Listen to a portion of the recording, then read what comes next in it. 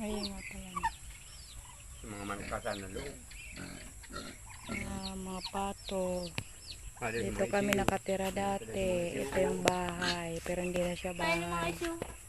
Kulungan na lang ng baboy. May isa pang nakakulong. Dahil kinatay na ng piyesta.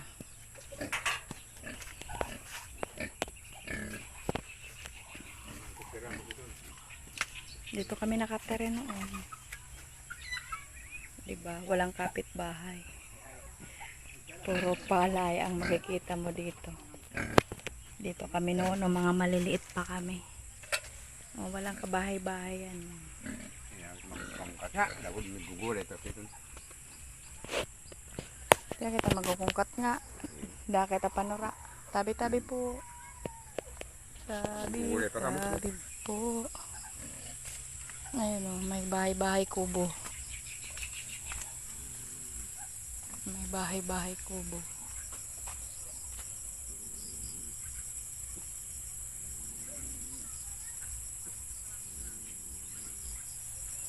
Walang kapitbahay dito. Lawak na palayan.